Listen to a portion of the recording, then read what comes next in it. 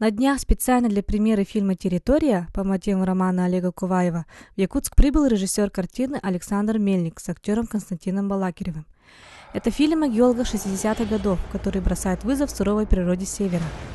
Главный герой Илья Ченков, одержимый идеей найти прииски золота на территории, собирает команду единомышленников, которые готовы поставить на кон все, включая свою жизнь. Зрителю открываются потрясающие пейзажи тундры, ледяные торосы Ледовитого океана и снежные горы, где обычный человек мог бы затеряться без шанса на выживание. Но мужественные геологи того времени демонстрируют небывалую смелость ради одной цели – сохранить территорию. В этой картине также засветились наши земляки – актеры Сахакадемического театра имени Платона Аюнского, Тамара Обутова, Герасим Васильев. Они предстали в фильме в роли дедушки и внучки, местных жителей Чукотки, которые помогают герою фильма выжить в борьбе с суровой природой Севера. Герой актера Герасима Васильева, пастух Кияи, в одном из эпизодов фильма говорит на якутском языке с черным вороном на берегу озера, хотя по сюжету играет совсем не якута. А героине Тамары Обутовой в этом фильме даже пришлось сняться полуобнаженной. В фильме, как и в романе Олега Куваева, говорится, что обнаженное тело было обычным в образе жизни того племени.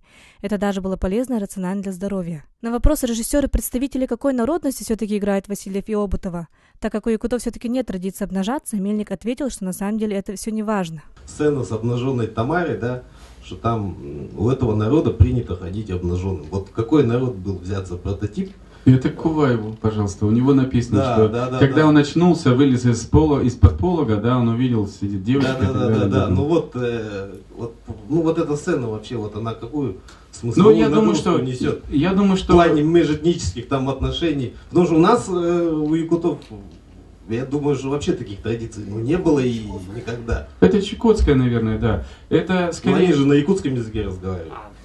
Они говорят на русском языке в этот момент. Нет, но дедушка героини же на якутском языке разговаривает. Вот смотрите, я как... Но это подарок нашему народу за наших хороших артистов от режиссера. Да, наверное. Сложный вопрос вы мне задали, да, потому что я, в принципе, не привязывался к какому-то месту определенному, национальности, нации, да, или там цивилизации, да.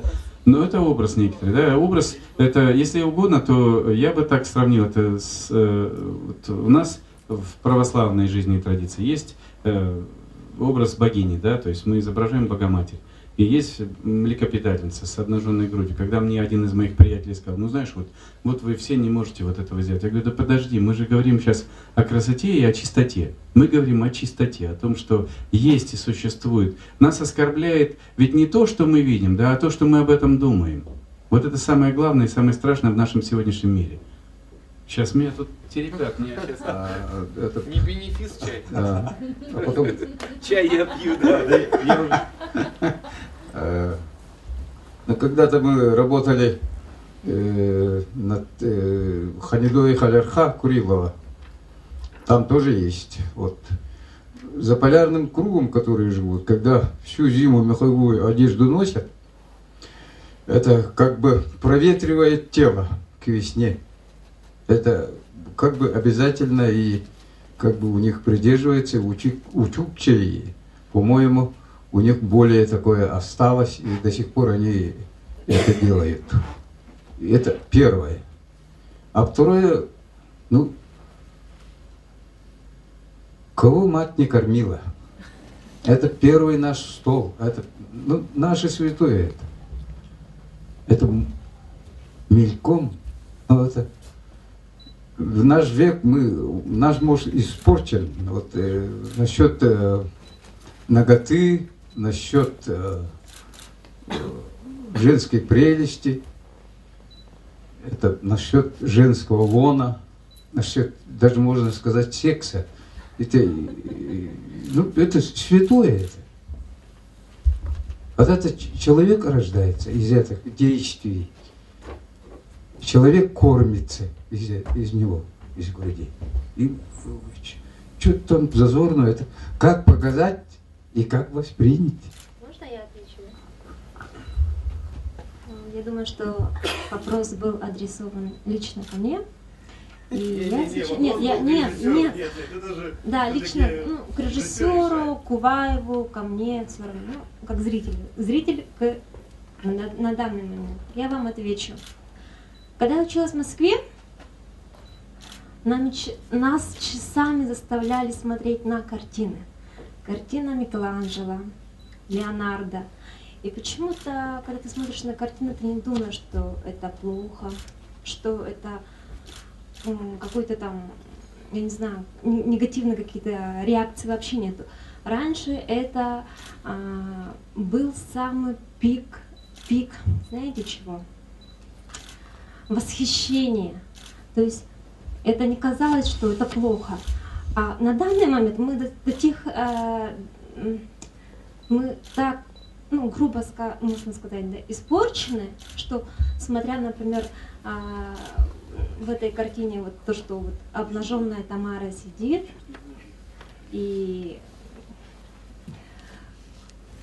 вот, например, Можно я скажу? Да. Вы знаете, на мой взгляд, это очень красиво, и это непорочно. Вот то, что мы сняли. Правильно, нет? Когда вот они переглядываются, когда она повернула и чуть-чуть заметила взглядом этого молодого человека и набрасывает рубашку, там есть ощущение того, что вот, непорочность возникает, чистота, на мой взгляд. Мы так и делали, так и снимали. А? Да. У меня вопрос. Выбор... И когда эту сцену снимали, когда партнеры только оставались, а всех туда дальше.